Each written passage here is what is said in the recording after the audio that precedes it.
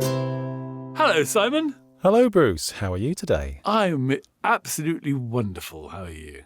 Good to hear. I am not too shabby, thank you. No, you're looking terribly smart. I'm surprised you turned up wearing white tie and tails for this. Well, it seemed like the sort of day, I found my white top hat sitting in the wardrobe the other day and I thought, why not? Let's use this on an audio podcast where no one but Bruce can see me. Well, I have to say you look very dapper. Thank you so much. I really am enjoying your bright orange cravat. We'll leave it entirely up to our audience to tell whether we're lying or not. Well, quite. So it's another episode of Factoraly. It certainly is. Yes. What is Factoraly? Well, for the uninitiated, Factoraly is a weekly podcast in which the two of us sit together and we chat about random facts. We pick a topic each week. We do some research, we find some interesting things to pick out of it, and we talk about them. Yes. And you, our lovely listeners, get to listen to our wonderfully soothing tones, spouting all sorts of trivial nonsense for about half an hour. And this week we are talking all about poison.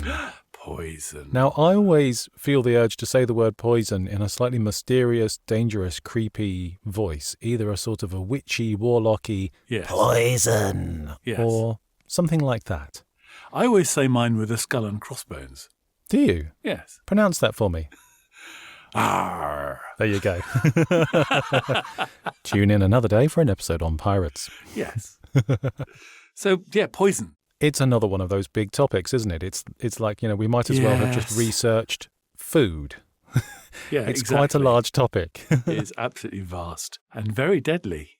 It can be quite deadly depending on what it is, how much it is, and who's taking it. Yes. Well, you say taking it, because there's a difference, isn't there, between something that's poisonous and something that's venomous. Oh, I love the fact that you've gone there, because that's exactly where I started. That's great. Well done. Go on, then. If it's poisonous, you're biting it. Yes. If it's venomous, it's biting or stinging or scratching you. Yeah. It's all about the delivery method, isn't it? Yeah. I read this on the Natural History Museum of London website. Aha. And there's a gentleman who works there called Dr. Ronald Jenner. Ah. And he came up with this thing called Ronald's Rule, which I love. If you bite it and you die, it's poison. If it bites you and you die, it's venom. That's great, isn't it? Isn't that good? Yeah. That's so simplistic. Yes.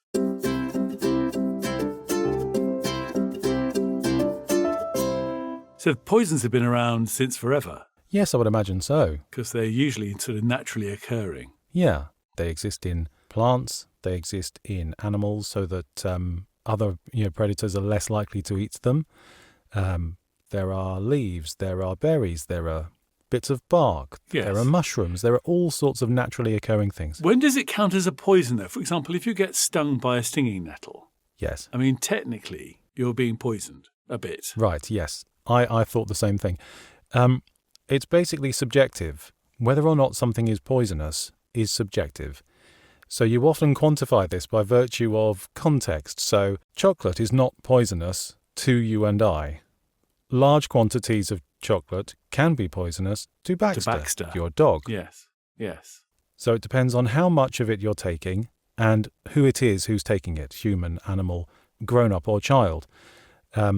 Many, many things are poisonous. If you eat enough bananas, I'm told, they can be poisonous and you could die. Oh. But you would have to eat thousands upon thousands of them. And I reckon if you're eating thousands upon thousands of anything, yes, you will probably die. It's going to kill you. So it's all relative and it's all subjective.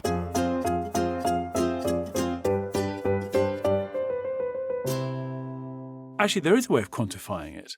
Oh, go on. There's a scale. There's a poison scale called the LD50 scale. I didn't come across that. Tell me more. So the LD50 scale is lethal dose, 50% of the population. So if it's lethal for half the population, then it's how much of that is lethal is measured in micrograms or nanograms per kilogram. Oh, I see. Okay. So you'll get an LD scale of like 1 to 3 per kilo or something like that. So it's 1 to 3 nanograms per kilogram. I see. So that's a recognised way of understanding poison and how strong it is. Quite similar to our previous episode on curries. Yes. Which don't exist. The heat scale on that. Yes. exactly. Brilliant. Okay. Yes, so, I mean, not on that scale at all, but there are poisons which we take every day. Like, cyanide is found in rice, wheat, sugar, beans, cassava, maize, so many different things. And then there are things like tomatoes, which are toxic as well. Tomatoes, green potatoes. Yep. Rhubarb. If you eat enough, rhubarb contains something called oxalic acid. Yes. You'd have to eat 11 pounds of raw rhubarb to kill to actually affect you in any way. But yeah, all of these things, elderberries have the ability to make you feel a bit queasy if you eat enough of them. Yeah. Raw bitter almonds contain an amount of cyanide as well. Yes. But you'd have to eat about 1,200 of them for it to, so it's all relative. Yes, it is. There are some foods which are particularly poisonous. There's a Jamaican fruit called the ackee fruit, which if it's unripe, can do you some serious harm. Oh. Unpasteurized cheese is not forbidden, but I think restricted in America because the bacteria in it can do you some harm. Yes. So these things are all around us. It just depends on how careful you are with it and how much of it you eat. Yes, exactly. You've mentioned a lot of fruit and vegetables. There's also a lot of animals that we sort of can eat or shouldn't eat. Do you know what? I was chatting with one of our listeners the other day and she said, you really use that quote from Jurassic Park quite a lot these days. Yes. But you've just forced me to use it again. Just because you could, it doesn't necessarily mean that you should. Yes. Eat a blowfish, for example. Fugu, the Japanese call it. You can train for ages to be a fugu chef. But the reason you have to train is because blowfish or fugu is really poisonous. It's got a poison called tetrodotoxin. Well pronounced. Very good. Thank you very much. But the Japanese, it's almost like a test of manhood. This is a thing that you eat that could kill you. But if you serve it correctly, then what it does is there's a little bit of toxin left in the fish. I mean, most of it's in the liver and places like that. Right. So you don't serve that. Sure.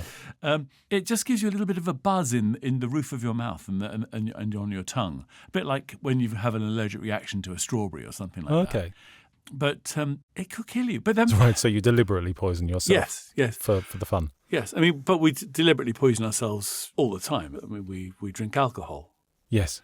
Alcohol is a toxin. Absolutely, yeah. And it can kill you. I mean, there was a guy at Nuremberg Airport, a 64-year-old bloke, who was fed up with this 10 milliliter rule.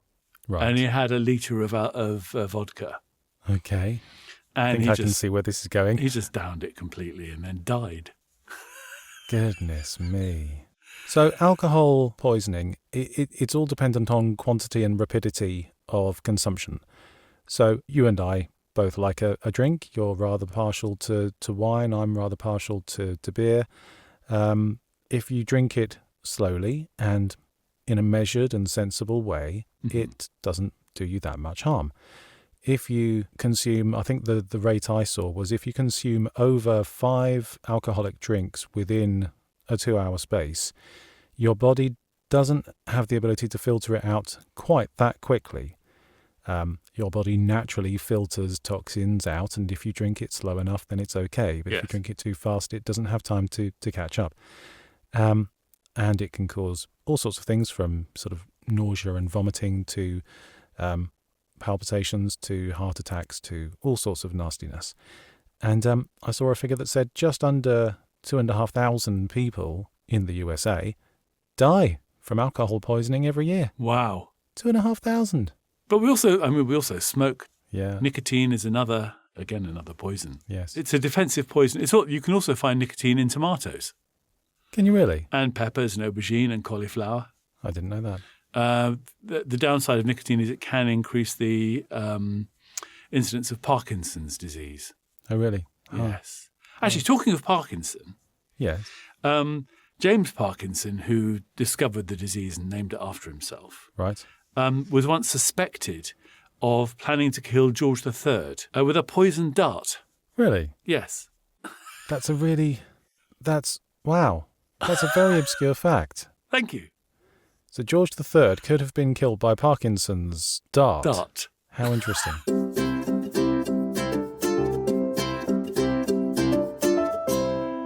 So getting back to frogs. That's a phrase you don't hear terribly often. One has this impression of sort of like South Americans going around scraping their blow darts on the backs of frogs. Yes, you would. And there is obviously a frog called the poison dart frog. Yes. But they actually aren't toxic in themselves. Oh. Because if you remove the poison dart frog from the jungle where you find it and feed it a normal diet, it becomes non-toxic. Really? It's only toxic because of what it eats? It eats these beetles, which are incredibly toxic. And then it sweats the poison from the beetles out. And then, so basically, if you touch a poison dart frog in the jungle, the toxin from the beetles will kill you. Right. So it's not necessarily a deliberate, purposeful evolutionary defense mechanism. It's just the fact that it eats poisonous beetles. Yes. That's great. But a lot of poisonous things eat other poisonous things as well. Yes, I'm sure, yes. Because they have a sort of a built-in immunity to the poison. That's right, yes. And in fact, the Chinese, many years ago, invented a thing called goo. Right. So what they did was they put lizards and snakes and scorpions and beetles all into a box and just let them have at each other. Right. And they would then open the box. It's not quite like Schrödinger, but they would then open the box and one animal or one insect or whatever would still be alive. Right. And then they would take that animal and use the venom, poison, toxicity of that animal to create the most terrible poison you could ever possibly imagine. Right. I'll put a link to this story in the show notes at factoraly.com. A wonderful repository of additional facts for you to read at your leisure, folks. Yes. And this Chinese poison was called goo. Goo, G-U. Yeah. Right. I wonder whether the chocolate mousse manufacturer did their research and realised what they were naming it after. Well, quite. As we started off talking about the difference between poisons and venoms, yes, there's a snake called the spitting cobra, which is actually both. It's poisonous and venomous. Oh, right. It's venomous because it can bite you and inject venom. Yeah. It's also poisonous because it can spit poison through the air, which then lands on your skin and is poisonous. So it is both. Meerkats have built up an immunity to snake poison / venom. Yeah. And so you'll regularly see a meerkat having at it with a snake. Yes. Or indeed, going back to another previous episode, mongooses. Mongoose? Mongoose. Mongoose. Mongai? I think. Mongoose. The mongoose also has an immunity to this sort of thing as well, which is why they are able to wrangle snakes. Yes. In fact, there's a record. There was a snake charmer called Kum Chaibadi in Thailand, who holds a world record, which he got in 2006, for kissing 19 king cobras. I mean, why? Why? Obviously, to advertise his snake charming business. I wonder what stopped him from doing the nice round 20. Was the 20th snake just a little bit too aggressive? So you talked about the Chinese deliberately using the poison or the venom from animals to make a poison. So this is the other side of poison. We've talked about naturally occurring poisons. Then we move into the area of poisoning. Yes. People using poison to poison other people, which is a big old area in itself. I hadn't quite realised just how many literary examples of poisoning I could think of. It's absolutely everywhere. Poison appears quite a lot in Arthur Conan Doyle's books about Sherlock Holmes. Poison is used in Shakespeare, you know, the witches in Macbeth, if I'm allowed to say that out loud. Hamlet, they put poison on the tip of a sword and pour poison in someone's ear and put poison in someone's goblet. Romeo and Juliet have the whole, spoilers if you haven't read it, it's quite good. They have the whole thing with the poison at the end of the show. And Agatha Christie, the 1920s, 30s crime fiction writer, was absolutely obsessed with people being poisoned. Out of her 66 crime fiction books, over 30 of her characters were dispatched by use of poison. Oh, interesting. And apparently Agatha Christie was a nurse in the First World War. Not World War One, as the Americans would call it. Thank you very much. You're welcome. And she passed an exam. I love this fact. She passed an exam to be an apothecary's apprentice, which was still a title back then. And she worked in a field hospital making prescriptions back in the days when prescriptions were made by the chemist by hand from scratch. Yeah. So she really knew her way around the different components to various medicines. Yes. And she just became really, really interested in it. And she incorporated that in a lot of her stories. People were poisoned with arsenic and cyanide and strychnine and all sorts of things. And arsenic became a favourite because it's clear and it's flavourless. Mm-hmm. And it doesn't really show an awful lot of symptoms other than death. And it's a lovely bright green colour. Is it? I thought it was colourless. It is colourless. Oh. Except when you mix it up to make wallpaper colours. Oh, okay. I feel that needs some further explanation, please. So in Victorian times, when they were making very bright colours, and William Morris was making his brightly coloured wallpapers and things like this. In fact, even before then, there were brightly coloured wallpapers, and they used arsenic as an ingredient to enhance the colours, especially the green colours of patterns in wallpaper. Interesting. It was said, actually, that Napoleon, through a prolonged exposure to arsenic, both in wallpaper and in everything else in the world at that time, died of arsenic poisoning. Really? When they tested his samples of his hair, they found sort of like significant amounts of arsenic, which led people to believe that the British had poisoned him. But actually, it could just as easily have come from inhaling wallpaper. Great. Well, who knew? But William Morris came up with this wonderful, beautiful wallpaper with these vibrant greens in the wallpaper. And then somebody said to him, well, arsenic that you're using is a poison. And he went, fake news. It's all just fake news. It's the doctors. They're just trying to get at you. And he wouldn't believe that arsenic was poisonous until it was sort of proved to him that it was. And then he made this arsenic-free wallpaper. Oh, wow. What branding. Advertised as such. Wow. Wonderful. Isn't that bizarre that of this generation, I didn't realise that arsenic was anything other than a poison. A poison. Well, and face powder, of course. Because, these, when you see these television shows where they're all wearing powdered wigs and they have like white faces. Yes. The white faces that they had then was a powder made of arsenic. Really? Yes. I mean, that's not very healthy, is it? So again, inhaling and if you kiss somebody with an arsenic face. Wow. Now, this is an interesting segue. You mentioned the use of arsenic in making hair powder, yes. sort of the powder you put on your wig.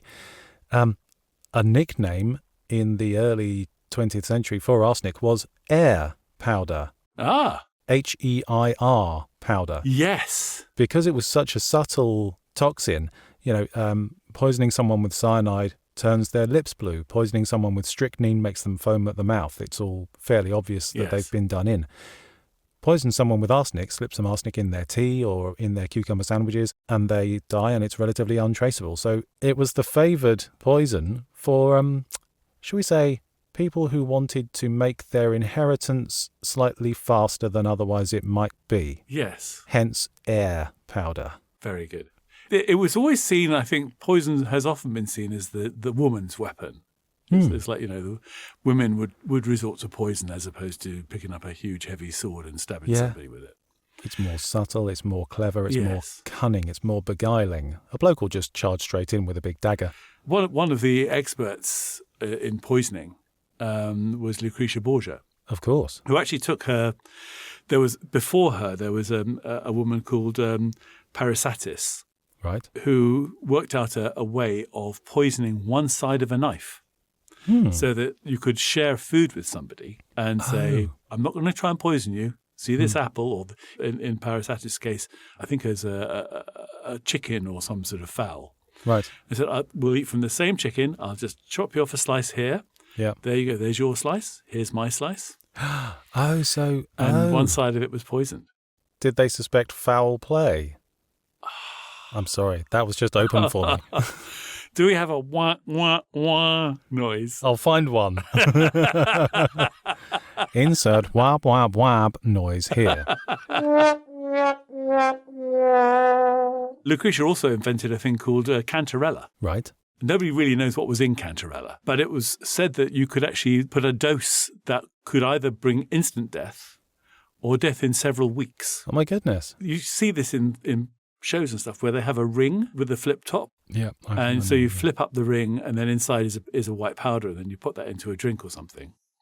And cantarella was tasteless, odorless, transparent. Right. It was all that stuff.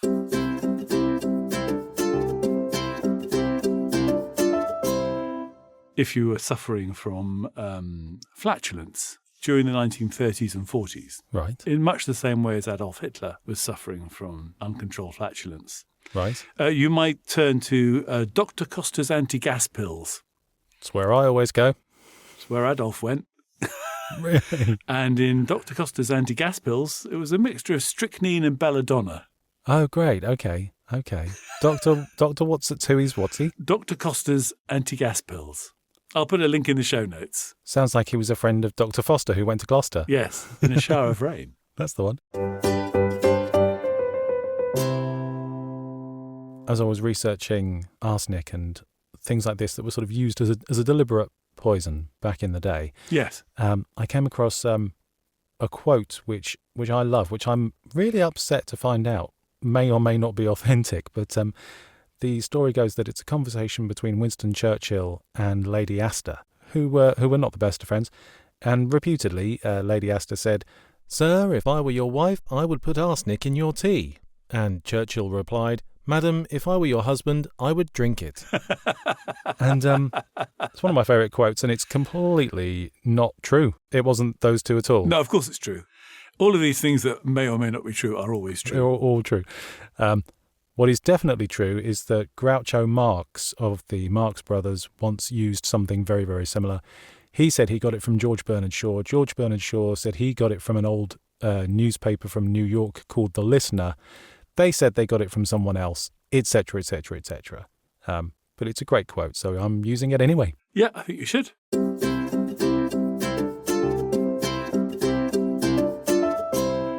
One thing we haven't talked about. Go on. And I know that our friend Greg is not going to enjoy us talking about this. Okay. Australia. Oh, no. Sorry, Greg. I think we should talk about Australia. Okay. I mean, why anybody would ever want to live there or go there, I have no idea. I mean, we've just done a section on venomous snakes. I know they have big poisonous spiders. I'm never going to go to Australia. I'm just not. Okay, so on the list of the world's most venomous snakes, yes, like the taipan, yes, Australia.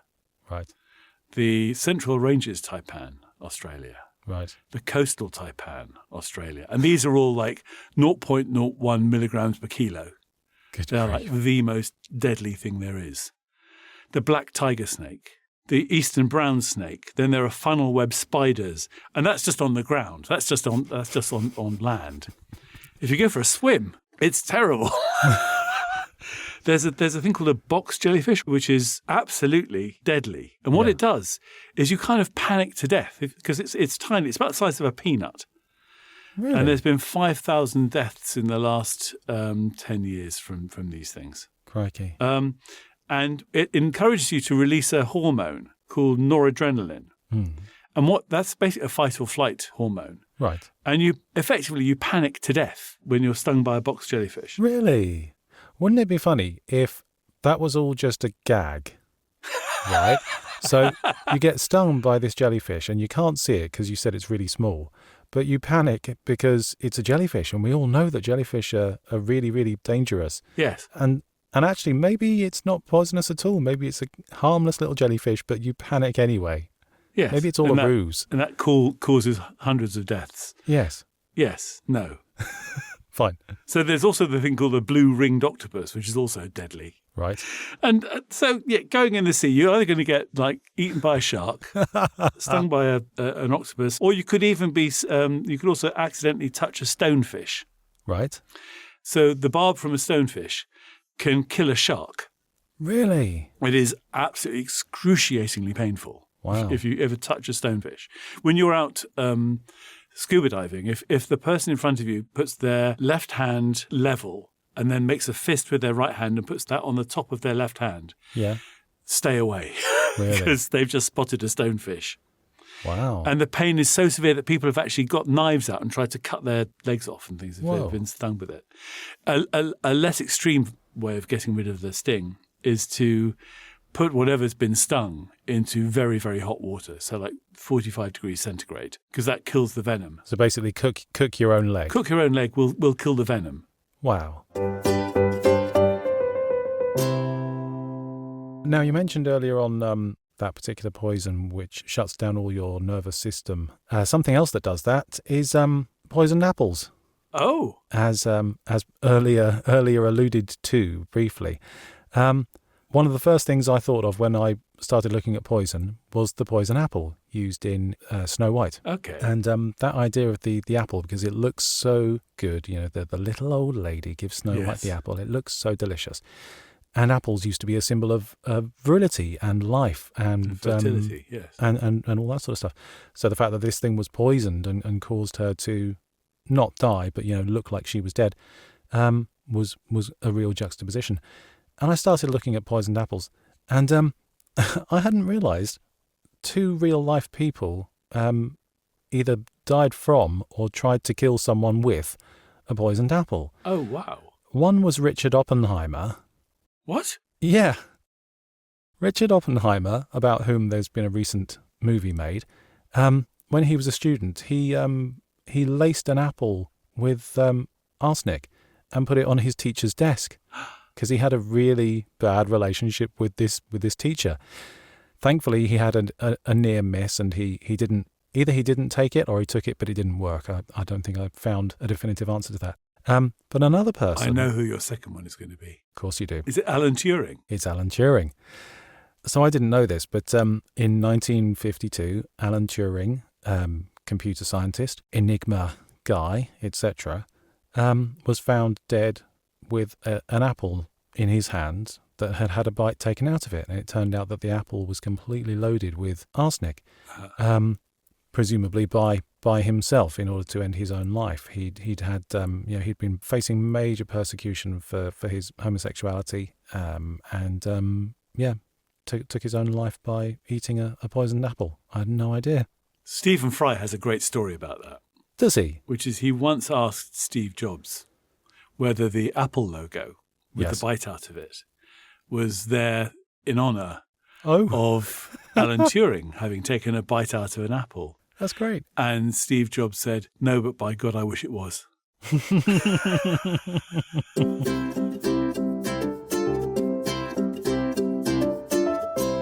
Well, that's all I've got on poison. This very nice man has just given me a drink, which I shall now have a little sip of. Excellent. Did you receive my anonymously gifted cakes through the post? They don't smell of anything funny. No, they don't at all. Although the dog had a little bite of one. No, don't let the dog have it. It's got chocolate in it. So that's the end of another episode of Factoraly. Thank you all for listening. Thank you so much. And by the way, don't use any of the information that we've given you in this episode to harm anybody. No, please don't. No, that would be a bad thing. It would. Please use this information as a warning and a guide to stay clear of poison. Yes, and don't go to Australia. Cheerio. Bye, everyone.